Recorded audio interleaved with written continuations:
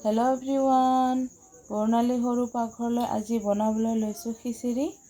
এইকেইদিন বহুত পানী পৰি আছে, বতৰটো ঠাণ্ডা, সেইকাৰণে মই আজি খিচিৰি বনাম। আৰু মই আজি মচুৰ দালিৰে খিচিৰি বনাম। এয়া চাওক, মই ইয়াতে আধা বাটিৰ অলপ বেছি লৈ লৈছোঁ মচুৰ দালি।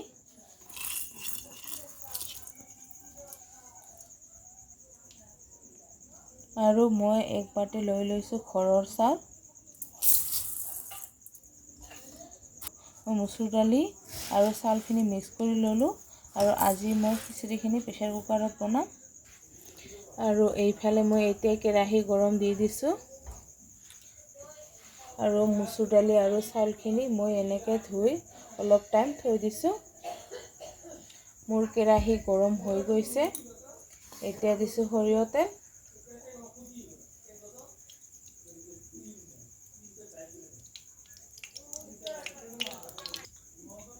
মোৰ তেলখিনি গৰম হৈ গৈছে। আৰু এতিয়া মই পুৰণ দিছোঁ। ইয়াতে মই লৈ লৈছোঁ গোটা জিৰা, ডালচেনি আৰু এলাচি, এটা পিঁয়াজ সৰু সৰুকৈ কাটি লৈছোঁ, 3টা শুকান জলকীয়া, আদা নহৰুৰ পেষ্ট আৰু লৈছোঁ 3খন তেজপাত। মই গোটা জিৰাকেইটা পুৰণ দি দিছোঁ।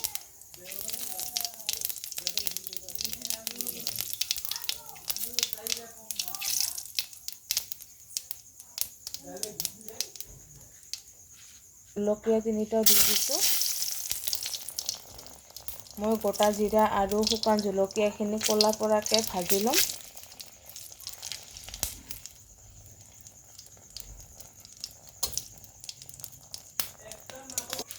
আৰু এতিয়া ডালচেনি আৰু এলাচি কেইটা দি দিছোঁ।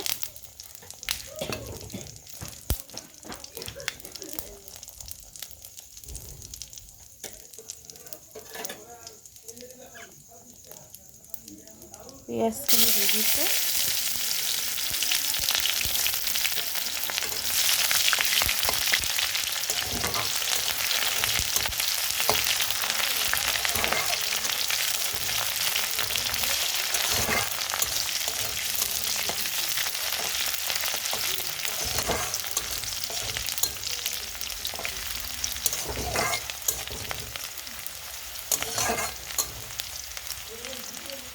মই পিঁয়াজখিনি অলপ অলপ ৰঙা পৰাকৈ ভাজি ল'ম।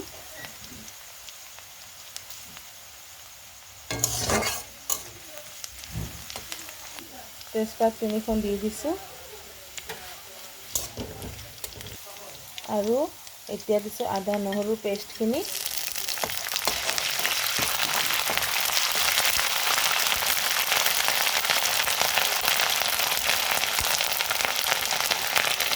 এতিয়া দালি আৰু চাউলখিনি দি দিছোঁ। মই হাতেৰে দিছোঁ।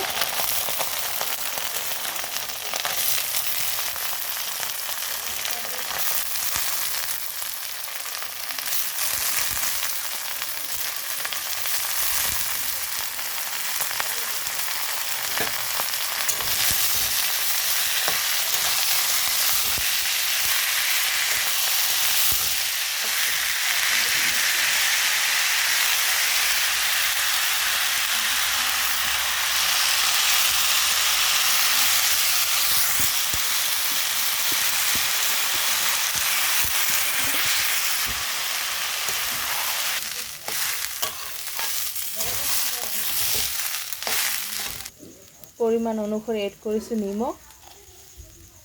মই 2 চামুচ এড কৰিছোঁ। হালধিৰ গুড়ি এড কৰিছোঁ 1 চামুচ আৰু আধা 1.5 চামুচ। এতিয়া মই দালি আৰু চাউলখিনি 2ৰ পৰা 3 মিনিট ফ্ৰাই কৰি ল'ম।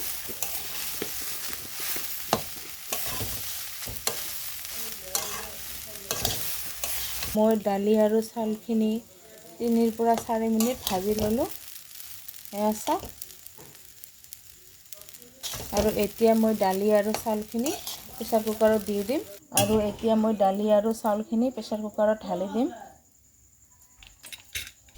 মই দালি আৰু চাউলখিনি প্ৰেছাৰ কুকাৰত ঢালি ল'লোঁ। আৰু এতিয়া পৰিমাণ অনুসৰি এড কৰি মই পানী।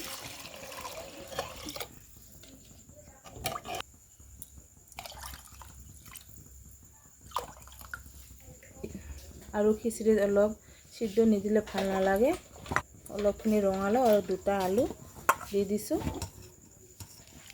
আৰু যিহেতু মই আজি চব্জি নবনাম এক্সট্ৰাকৈ মানে ৰঙালাও আৰু আলুখিনি দি দিলোঁ। আৰু এনেও খিচিৰিত মই আলু নিদিলে মোক ভাল নালাগে, মই খিচিৰিত আলু দিওঁ। এতিয়া দিছোঁ কেইটামান কেঁচা জলকীয়া দুফাল কৰি দি দিছোঁ। আৰু মই এতিয়া দিছোঁ 1 চামুচ জিৰাৰ গুড়ি।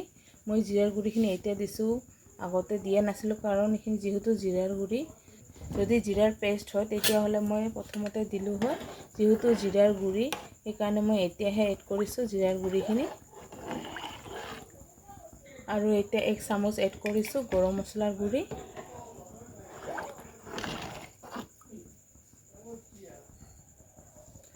আৰু এড কৰিছোঁ ঘি 1 চামুচ, আধা চামুচ এড কৰিছোঁ চেনি,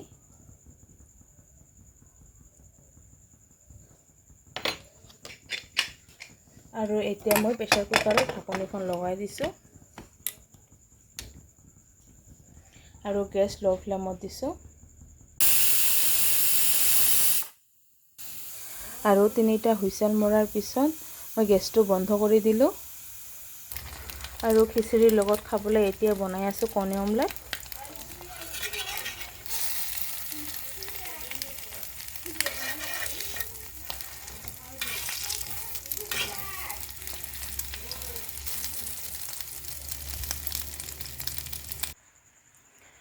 তো ফ্ৰেণ্ডছ, এয়া চাওক, মই ঢাকনিখন খুলি ল'লোঁ। মোৰ খিচিৰি হৈ গৈছে। কালাৰটো চাওক কি ধুনীয়া হৈছে। এয়া চাওক।